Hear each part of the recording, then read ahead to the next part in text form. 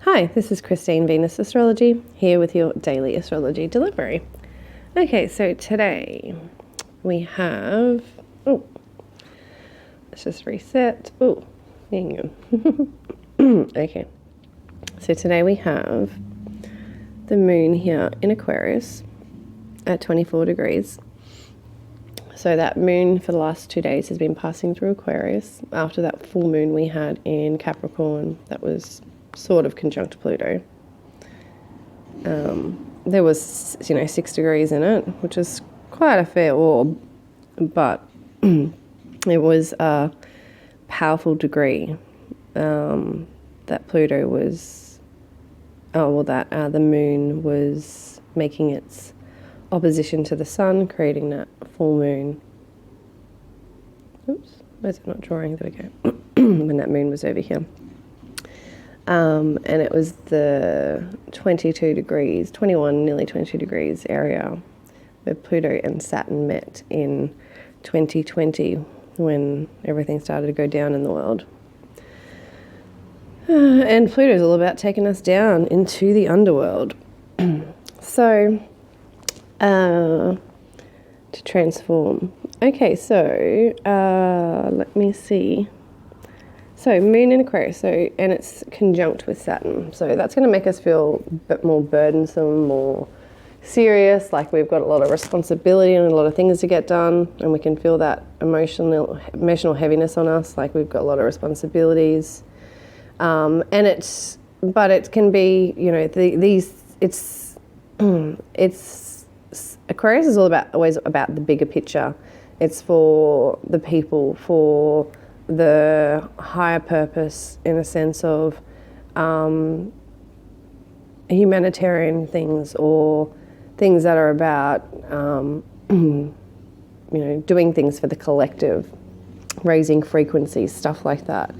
So that Saturn there in retrograde is helping us to align with the right people and with the right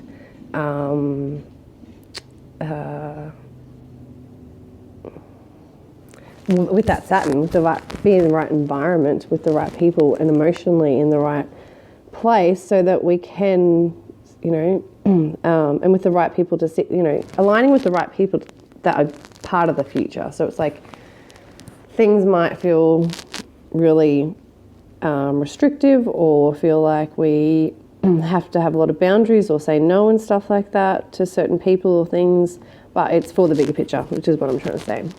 So it's very much showing us where we need to show up and take responsibility, and where we emotionally need to let go and not have so much responsibility because we're burdening ourselves so much as well. So that moon highlights that. When Saturn and moon come together, it puts a spotlight on our responsibilities, on where we need to show up, on what's important in regards to what we're building and working towards, in this case towards the future, and the bigger picture, and for the collective and for humanity, what is best. It's a humanitarian sign, that Aquarius energy. So when we've got something going on there, especially because Saturn is such a powerful energy, then it's all about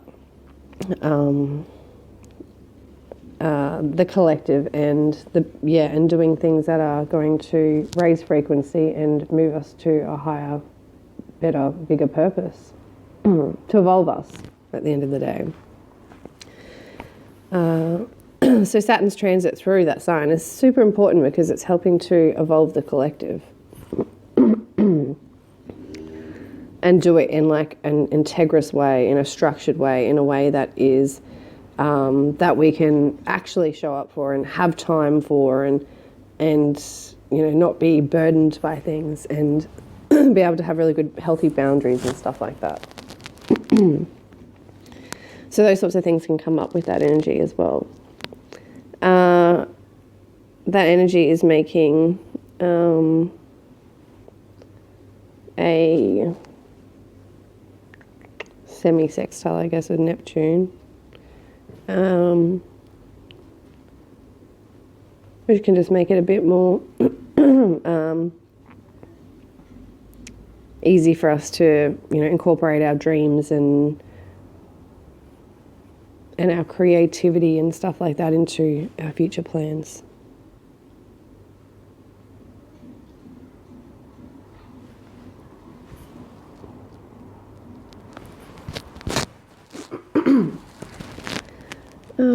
else? So you can see we have Mercury and the Sun starting to come together and meet and conjunct, and Mercury and the Sun are best friends. So when they come together, they usually have a conversation and talk about something enlightening, something important, something maybe even life-changing, or something that puts us on like a new mindset or a new positive path towards something that is going to bring us happiness and to towards what our soul's evolution as well. The Sun is our soul, it's our self. So it's helping us to have some more new information or ideas or communication or a message or something come through that is going to be beneficial to us in some way. So we've got a trine with the moon and that energy there with Venus. So that means that relationships can be a big part of that picture about the moon and how we're feeling and our values and our money. But it's from a positive aspect, so we can feeling more positive about it. Like there's more, we can see a better future, like there is possibilities and that there's ideas and there's different ways maybe of doing things in those with, you know, our values, our money, our future, our self-worth, our confidence, how we find pleasure as well.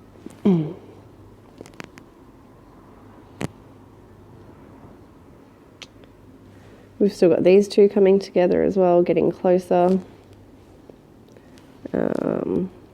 And then the three of these will meet on the 1st of August. So Mars is really going to start ramping up to get closer to those two.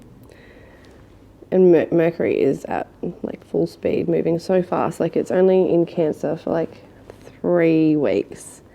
And then moving into Leo so fast. There's a lot going on that I've spoken about. Like there's just things that are ongoing at the moment. Like we've got that's constant. We've got a constant square that's been happening now for a while, and it will continue for a little bit until Venus moves on with Neptune and Venus. And that square's making us, it's harder for us to see clearly. So this is pushing us, this energy today, to really emotionally connect to those things. But then the Neptune energy is, you know, not helping us to maybe that square though, where we could be seeing, you know, we're restricted or held back in some way, so that we can see where we are being over idealistic and not being serious enough, and seeing where we can actually commit to, and not being, you know, all aloof, but being like wishy-washy and stuff, and thinking we can do more than we actually can commit to, and getting lost in just getting in that lost in that energy of thinking we can do so much and take on so much when we, you know, can't always, especially that Venusian energy. The Venusian energy doesn't want to overdo it. It's receptive. It wants things to come to it.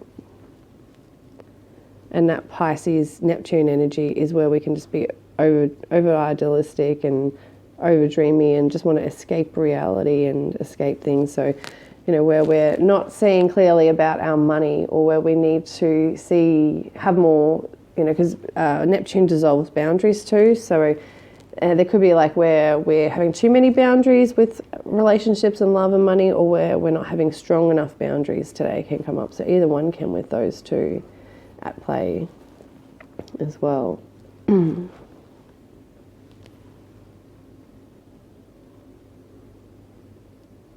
And it's, you know, tied into the future. Like, what do we want to have for the future?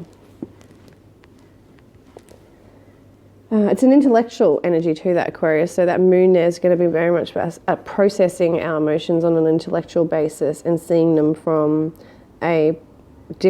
feeling them from a different point of view. So it's not being more detached from our emotions and feelings, and being more intellectual about things, and being more in our heads about it, and not so much stuck in feeling over emotional. It's so much more a detached sign, where they it's the opposite of Leo. We have to remember that Aquarius energy too. So with Leo, the sun is naturally its home sign, and Leo is super expressive and passionate and dramatic and all about the love and all of that. Whereas that Aquarius energy is all about, and very much about the self too, that Leo energy. Whereas that Aquarius energy is all about the other people, and they're detached from their feelings and emotions because it's harder for them to express it because they're so much more in their head and they're intellectualizing things. It's an air sign. They want to talk and speak about their feelings and emotions more than anything, rather than feel them and like tap into them. And it's more about speaking and talking or intellectualizing in the mind and the head. So, yes, there's a lot of tense energy building up with all this astrology, especially this. There's just, yeah, there's a lot to come. And then we also have, so Saturn is at 23 degrees currently, and Uranus is at 18 degrees. So these two are starting to come together to make their square as well. So especially when it gets to 3-degree orb, so where they're 3 degrees apart, currently they're 5 degrees, so we'll be feeling it, but this is where Saturn is like government and it's authority and it's the rules and regulations and stuff, and Uranus is all about breaking free and being liberated and shaking and stirring things up to evolve us, to raise our frequency, to get us out of stuck situations, especially in that stuck Taurus energy. It's definitely doing that, and getting us out of old comfort zones and patterns of repeating things, because it's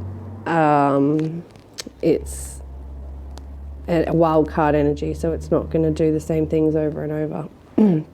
That energy. So that square is getting more tense, and that's where we can have, people wanting to break free from the government, from the system, from the rules, from the regulations, and people not wanting to be stuck under or in certain rules or regulations or ways of doing things. So we've had that happened this will be the third time it's happening again. I think it is the third time. So there's a lot that happens in the world when these two square off, and we've seen it happen over the last 2 years, so there's more to come, that's for sure. Okay, so I'm going to leave it at that. Take care, have a great day. Just wanted to spend a bit longer because I didn't do a video the last 2 days because I was busy with work, but I'll talk to you tomorrow. Have a great day.